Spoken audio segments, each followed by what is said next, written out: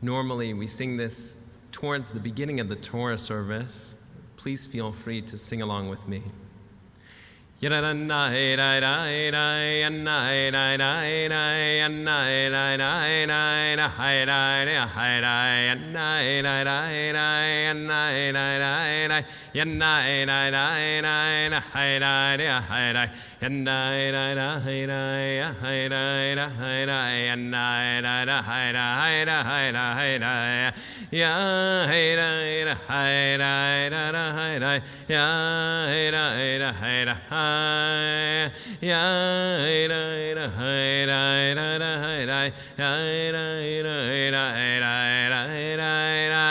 Ki mitzion teitze Torah udvar Adonai mi'Yerushalayim.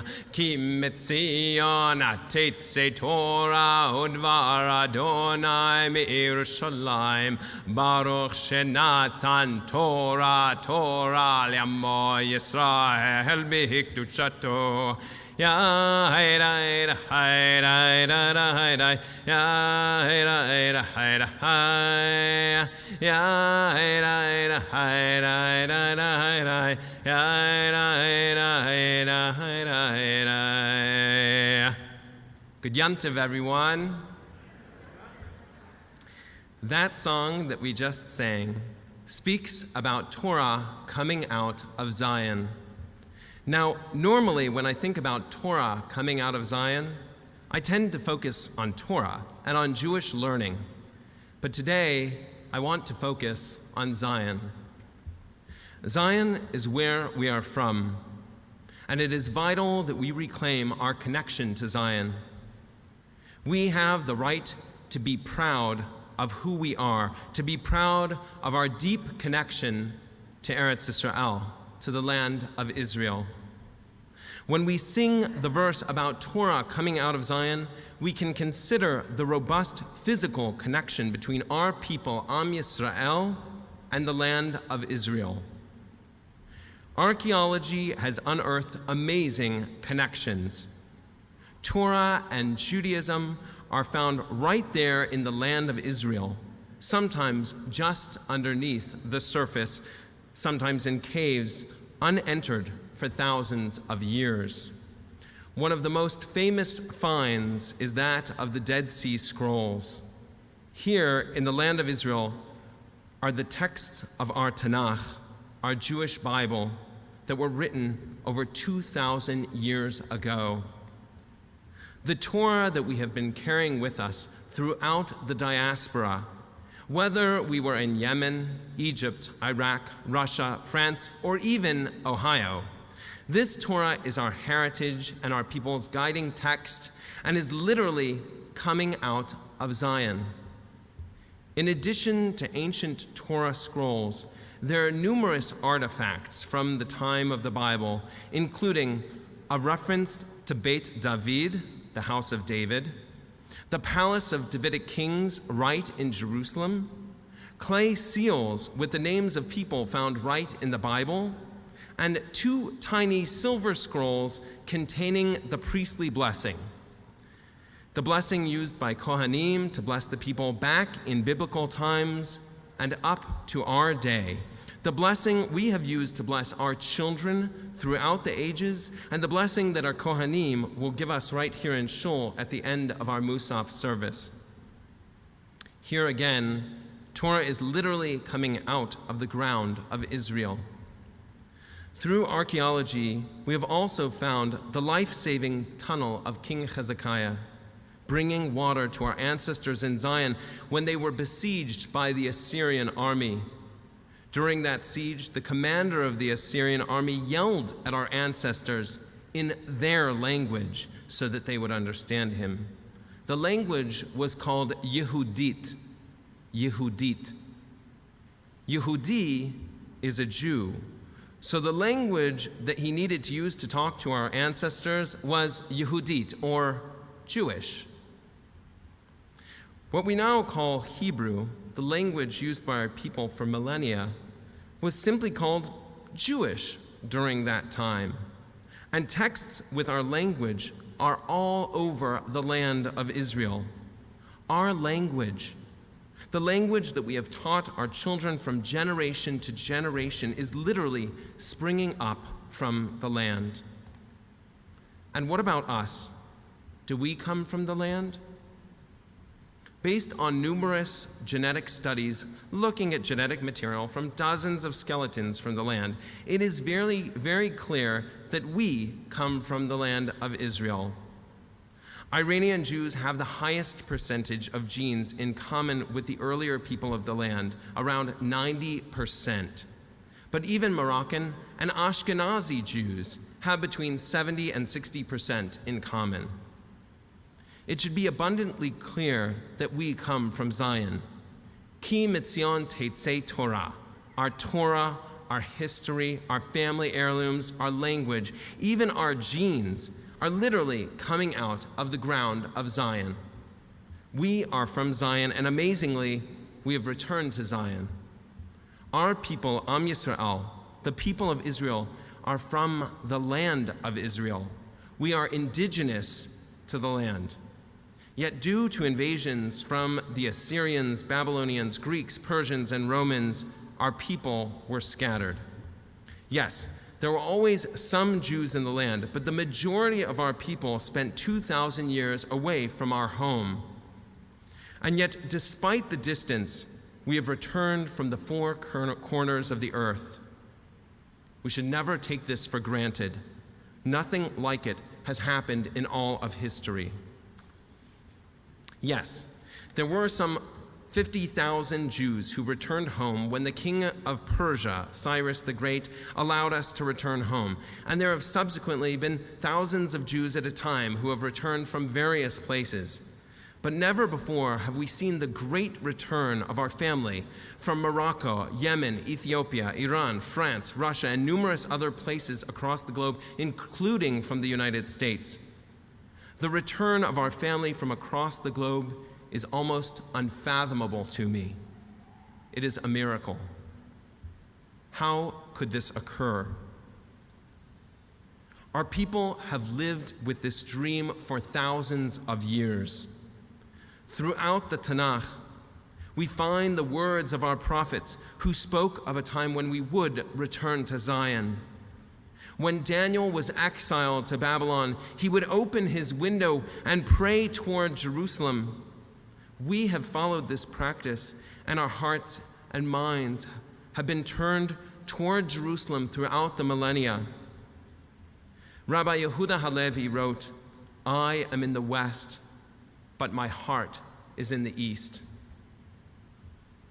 During the Babylonian exile, our ancestors lamented, "If I forget you, O Jerusalem, let my right hand wither, let my tongue stick to my palate. If I cease to think of you, if I do not keep Jerusalem in my thoughts, even at my happiest hour." It is from this sentiment that the tradition comes to break a glass at the end of a wedding, in order not to forget our home in the land of Israel. And our people have said again and again, "L'shana haba b'Yerushalayim."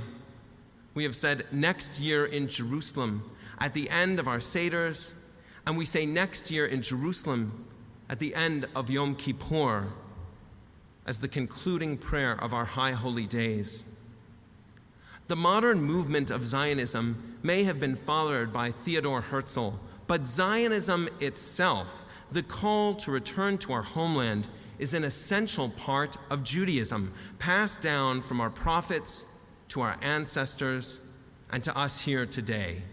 And we will pass it down to our children. I want all of us to know and to feel it in our hearts that we come from Zion, that Zion is the home of our people. We have a right to be there. We should be proud of our identity, proud of who we are. We are Jews from Judah. We are Am Yisrael from the land of Israel. And now, on this first day of the new year, I want to take a step back to process something painful and soul-wrenching from this past year. As you know, during this past year, there was yet another confrontation where Hamas attacked Israel sending thousands of rockets into Israel. And Israel defended itself, hitting targets within Gaza. Innocent people were killed during that war. War should never happen. As our prophets tell us, we must strive to bring and build a world of peace where each person can sit under their vine or fig tree with none to make them afraid.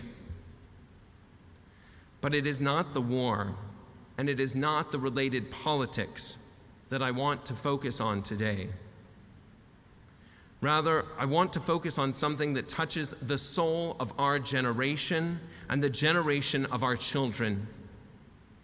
I want to focus on how our identities can be unnecessarily shaken. During the war this past year, I spoke with a number of our high school and college students. I had both group and individual conversations, and I would like to share some of what I heard during that time. Many of our students are wonderfully and actively working to ensure that our society will be more just for all. They are fulfilling the mitzvah, tzedek, tzedek tirdof, justice, justice you shall pursue. Our society must be more just for women and men, for Latinx individuals, for African Americans, for LGBTQ plus individuals, for those who are disabled, for indigenous Americans, for Jews, for all of us. The Torah calls on us to pursue justice, and our students are pursuing that goal. We should be proud that our students are being a light in our world. Our students are upstanding people, and they are standing up to make this world a better place. And yet during this past year, many of our students were confronted by their peers, fellow students who questioned their identity.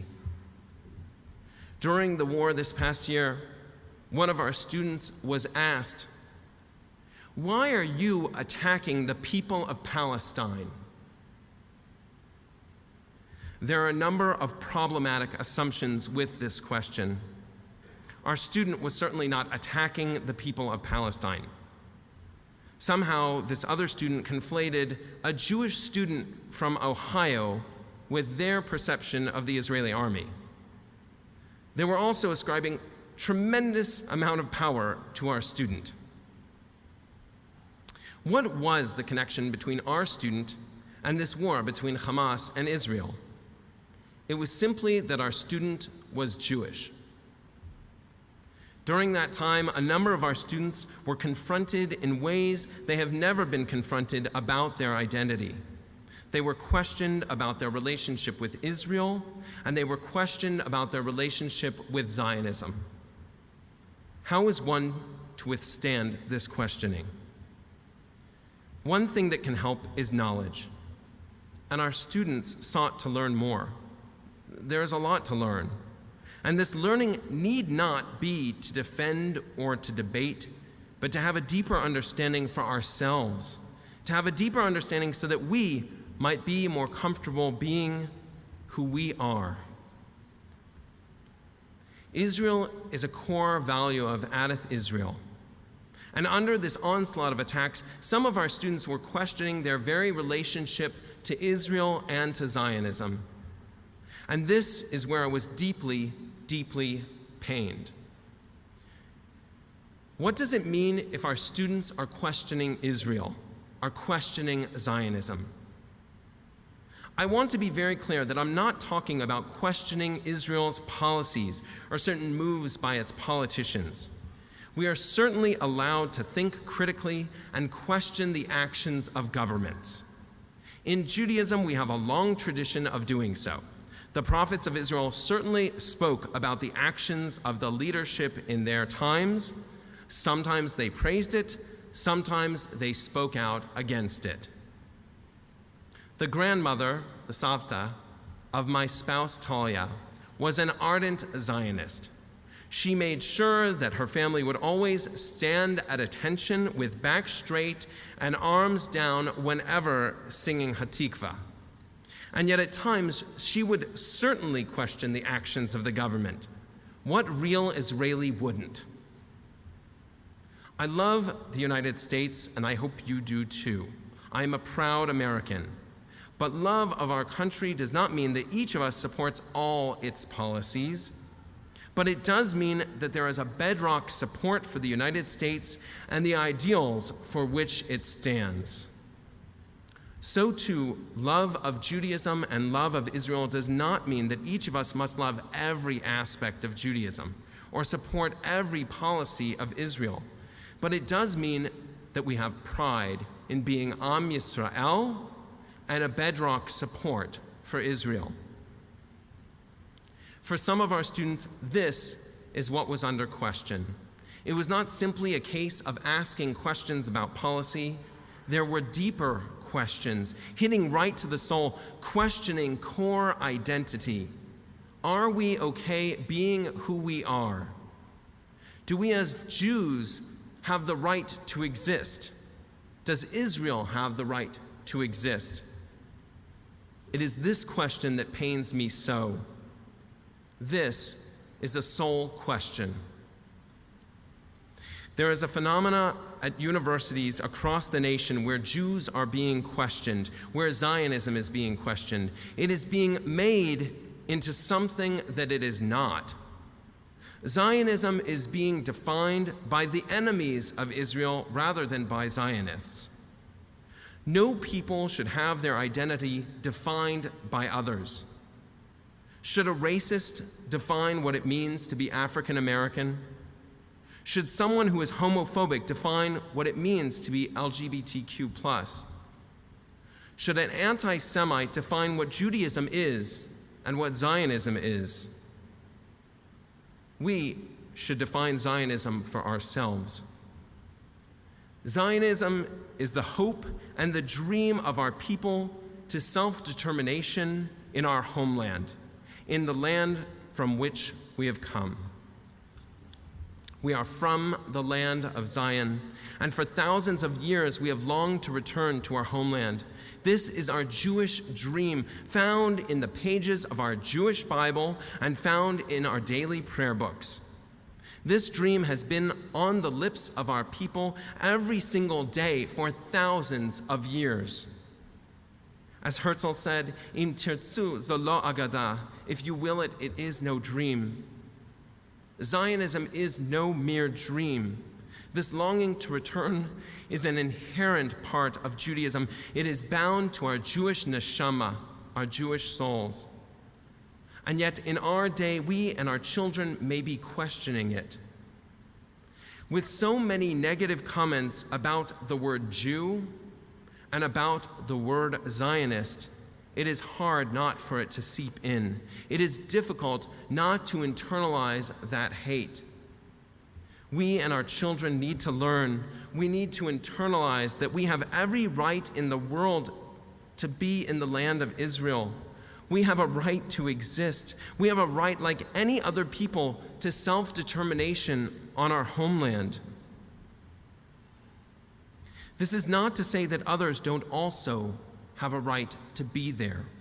This is not a zero-sum game. It is not a competition. Every person is deserving of respect, and every person needs to be uplifted. It is important to state Palestinians are in the land, and they deserve a bright future in the land. And we are also in the land, and we deserve a bright future in the land. Zionism is not about denying others the right to be in the land, but simply acknowledges that we have a right to be there. The Jewish people has a right to exist. We have the right, like any other people, to a home in our land. That is what Zionism is about.